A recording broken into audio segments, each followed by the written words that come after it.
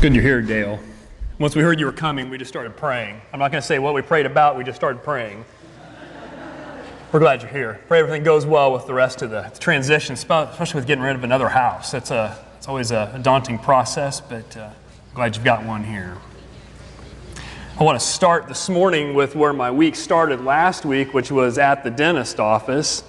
I don't mind going to the dentist now. I have a very good dentist.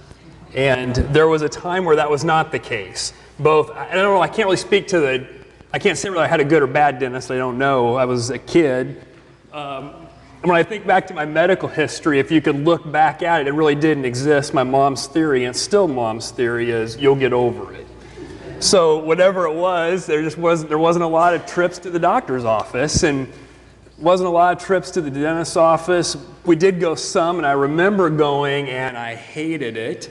It was a tiny little office, and you could just hear, all you could hear was this drill running. And I remember the dentist always whistled. He whistled the whole time. I'm not exaggerating. I mean, even as getting older, I remember that was just him. He just whistled all the time. He whistled when you're coming into or he's coming into the room to see you. He whistled while he's doing all the stuff he's doing. He always whistled. You know, I thought, why'd that bother me? And maybe it's movies or TV shows from the time, you know, axe murderers whistled when they did what they did. And that's the only thing I can figure, because it wasn't creepy stuff. Sometimes it'd be a song that you knew, but it's like it just never stopped. So just did not like going to looking back, the little waiting room you were in, it was kind of outdated. It was even outdated at the time. And so, you know, all this together just did not like to be there, of course, with any kind of drilling. There was one thing I did like doing, one thing I did look forward to, and it was the highlights magazine in the waiting room. Yeah, you remember this. And at the time, so this is pre-internet. This is just shortly after electricity was turned on. So, you know, for magazines like that, that was the school library maybe. But, you know, when you're there, that was the school library. You didn't go there to read.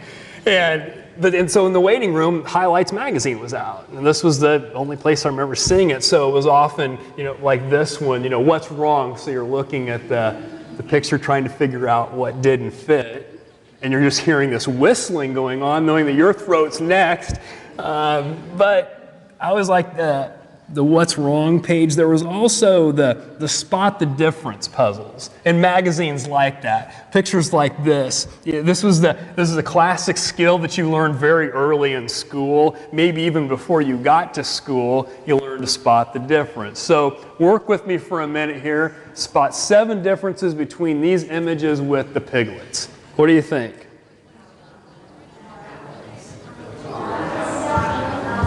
Exactly. Yeah. Somebody said the window, the flower. There's a flower down at the bottom that exists on the right that's not on the left. What else? The tail. We've got a tail on the left. Why is it when I ask a yes or no question, nobody talks? I do a spot the difference with a pig, and you're like all over it. We've got to remember, we'll have to do more spot the difference stuff. So we've got the tail's different, the tongue is different. There's an apple that's different. The what? And the suspenders look different on there. Yeah. Let's just stand and sing, and then we'll finish this out. These are great. These are always fun. And depending on what magazine they're in or what age it's geared for, the harder it gets. There's some stuff that's really hard to detect in there. You're all going to study this for a while. Yeah, the tail, the window, the mouth, the flower, the suspenders, the red apple, and the location of the yellow apple. I think that's the 7. Just to put your minds at ease there before it goes on by. How did you know what the differences were? You compared the two. There's 2 of them up there, and you followed some instructions. You compared the 2. How did you know which one was right? Well, usually, how do we usually know? Not to be a trick question, how do we usually know in times like this? left to right. We usually know the one, as we see it, the one on the left is usually the standard, the one on the right's the comparison. And usually, too, the one on the right, there's usually something kind of funny going on. You know, it's the tail, that could be neither here nor there, but there's usually something that's just not quite right. And some of those kind of goes back to that first puzzle. So, we're okay when some things are mismatched. Mismatched socks. Does anybody have those purposely bought mismatched socks? Anybody bought? Yeah. You get a pack of them, and there's not a one in there that's alike. Does anybody have on mismatched socks this morning that you meant to do? Don't own up to it if you've got blue and black and didn't mean to. Does anybody have on mismatched socks this morning? See, we're okay with mismatched socks. When it comes to shoes, though, has anybody bought? I'm not going to ask that. Somebody will have bought. Yeah. Then we'll have. When you buy them, in fact. When you buy shoes, they always open up the box, they take them out, and they look. They want to make sure you know the two sizes, make sure it matches. We're okay with mismatched socks, but when it comes to shoes, we like them to be the same. From the dentist's office to my childhood, I want us to go to your workplace. I want us to keep in mind some things are meant to go together. Let's go to the workplace. Your coworkers know you, and they know that you don't use some of the English language's most common used words, many of which have 4 letters. They know you don't like Sunday hours. They know it's just not your preference. From the workplace, let's just go on a little journey. Let's go to the restaurant. Worship is over. Your friends have been invited, and everyone's around the table now, and the waitress comes to take the menus. Let's go out into your backyard. Your neighbor has come over because she's heard about your sale item. And she said last month that if you decided to sell, she'd be interested. Let's go to the hallway. It's between classes. The conversation was going on before you got there. Someone has the latest on that one guy's girlfriend. Somebody else has mentioned that their sister has a copy of that test from last year. Let's go to the church building. It's the third person you've passed in this hallway, and the question has been the same each time. How are you? Let's go to the altar. The minister asked the question that you could hardly wait to answer. You've been waiting to answer this question. Do you take this person to be yours? Let's go to your front door. The girls are standing there, and they're in their uniforms. Will you help us go to our tournament next month? They ask. And the bucket held out in front of you, as you look inside of it, has a mixture of bills and coins. Let's go to the Bible. Jesus is at about the halfway point of what we've called the Sermon on the Mount, all right? So we're going to go up. We're going to sit down with Jesus and listen to what he says. He's helping his listeners see past the rules so that they can see the ruler. He's helping them see past the rules so that they can see the ruler. God loves them, and he wants them to live life the way he intended it to be lived. And Jesus is helping them see that again, maybe see it for the first time, see it through things that they already know and things they've already heard. Fortunately, Matthew recorded some things for us, and we get to listen in again this morning. Matthew chapter 5. Matthew chapter 5, we'll start in verse 33. Again, you've heard that it was said to the people long ago. This is how he started many of these things out. Again, you've heard that it was said to the people long ago, do not break your oath, but fulfill to the Lord the vows you have made. But I tell you, do not swear an oath at all, either by heaven, for it's God's throne, or by the earth, for it is his footstool, or by Jerusalem, for it's the city of the great king. And don't swear by your head, for you cannot make even one hair white or black. All you need to say is simply yes or no. Anything beyond this comes from the evil one. Well, taking had apparently become a problem. Instead of a person's word being enough, they had tacked on something else. Heaven. I'll swear by heaven, that will add some validity to what I'm saying. Or I'll swear by earth, this footstool of God's. Or I'll swear by the city. I'll swear by the city of Jerusalem that it's true, that I will do that. Even swearing by their own head. We've done it. We can't fault them. We've done it, or we'll say it. I swear on the Bible. Just to add something else to what we're saying. One, I don't even know the origin. I should have looked it up. I swear on my mother's grave. That really lends. It's one thing to say you'll do it. It's another thing to say you'll do it and then evoke your mother. I don't know. I don't know where that comes from, but we do that. So people listening to Jesus knew that they shouldn't break a deal that they've made to God or a deal that they've made in God's name. Why? Because of the Hebrew scriptures that they've memorized. Why do I say that? Because Jesus has often said, you've heard that it was said. You know what God has said. There's places like Leviticus 19:12 is one.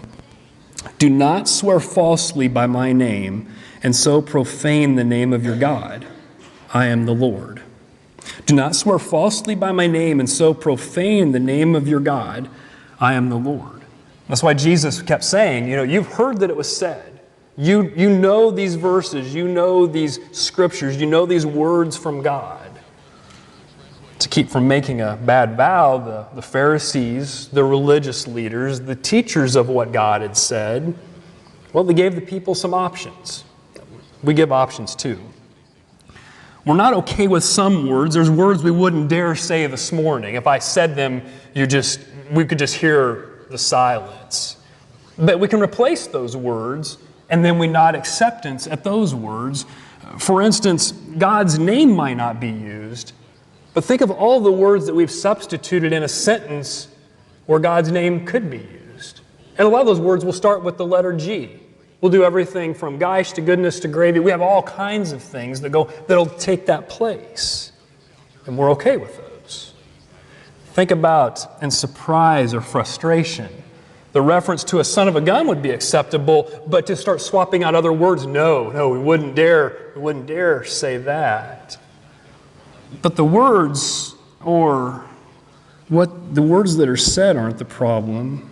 No matter what options we've given or accept, words alone, really, they're a combination of letters or a combination of sounds.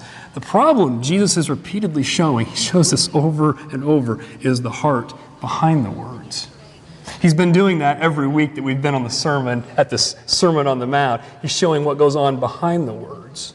The words are not the problem, it's the heart behind the words.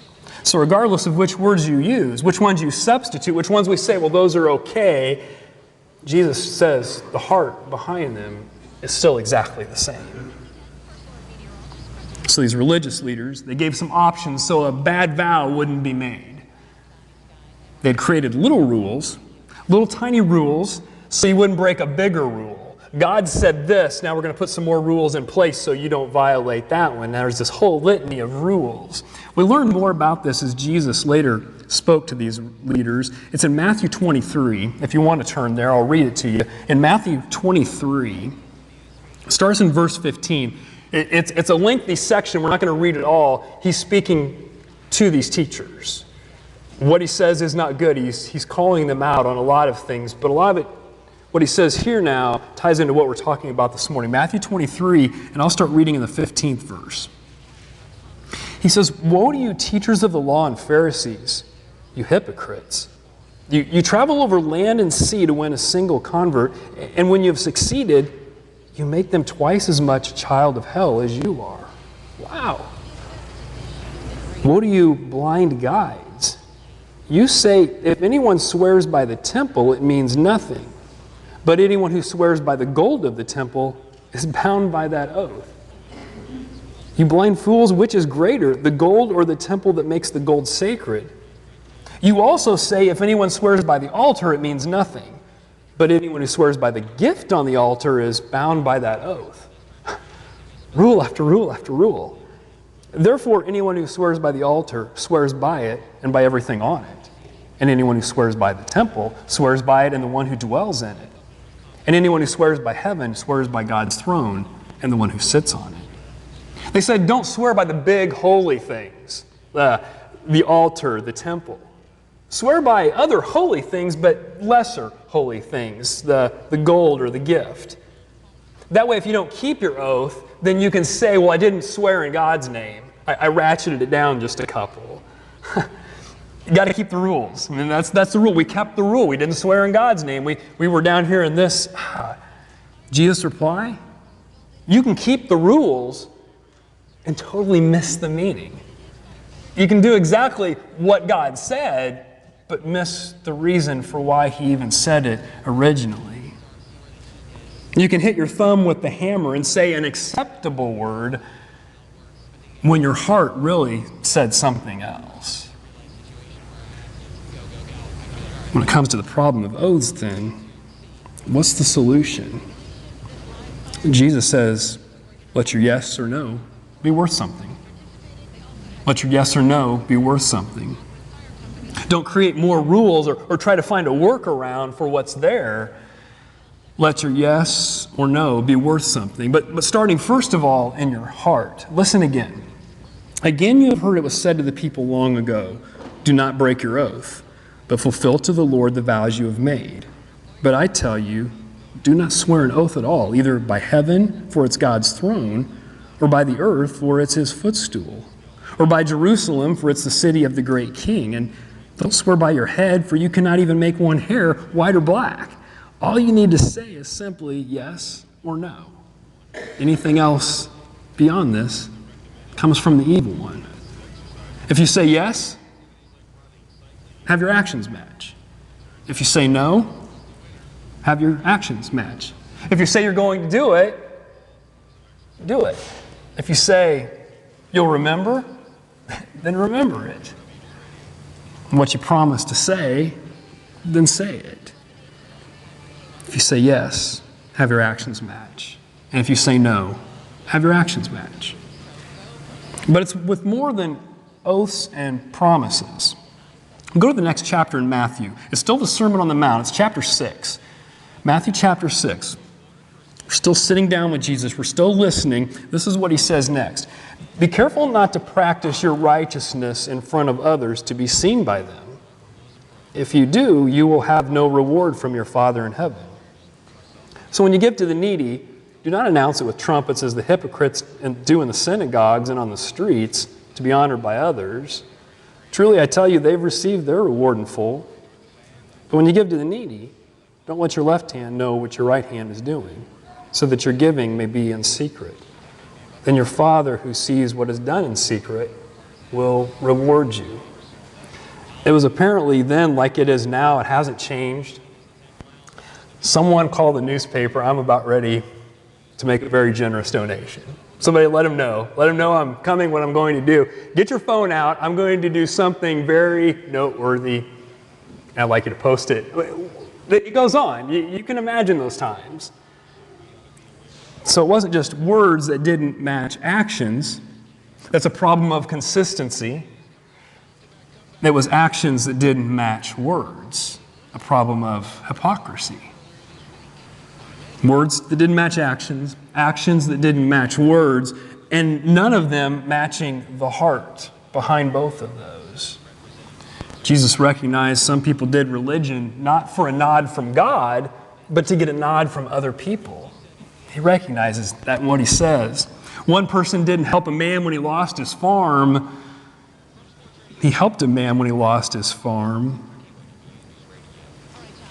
Not so that person could be helped, but so that other people could notice. Maybe another person didn't go to the temple without telling their friends, see, I really am religious. Maybe another didn't share without letting somebody else know, in fact, that they did share. What should have been a secret had, in fact, become a headline. Like the heart and the words are the heart and the actions. And Jesus says the two don't match. That's where the problem's at. Jesus addresses our two most public faces, our words and our actions. And he says sometimes compared to your heart, things don't match. When you say yes, those around you, those listening, should know it's settled. You said yes. That's it. And when we say no, that's your only answer. That's it. Because that's your word. And when you give or share, does it match your heart? Does it all look the same? So how do we make a match in the workplace? A journey we started just a few minutes ago. When your anger gets the best of you in that place, and those people are watching, we know they're watching. When your anger gets the best of you and you just let it fly, they know no match. I can see the tail on the pig, or I can't see the tail on the pig. But when you are gentle to the one who isn't, to the one who doesn't deserve it, they see a match. In the restaurant, the waitress knows your group just came from church. She knows which day it is. She knows by how you're dressed. What she can't understand is why everybody's so disrespectful to her. She knows there's not a match. But when she knows that you care for her, she sees a match. In the backyard, your neighbor hears you say that you've never had a problem with this car, the one that's for sale. She's pretty sure she remembers last year when it went away behind a tow truck really close. In fact, its front end was up in the air. She knows there's no match. But maybe she hears you talk about God, and maybe there's that time when she remembers, or she'll soon see you help her son with his car that won't start. She sees a match. In the hallway, it's in between classes, and that conversation that was going on before you got there, they know you love God. You've made that very clear. But the words that you added to that conversation shows that you really don't love others. And they don't see a match. The copy of the test, you say you can't because it's just not honest. And they see a match. The church building, the question was, how are you? Your answer was an honest one. I'm struggling. The one asking is surprised, but they're glad that they can help.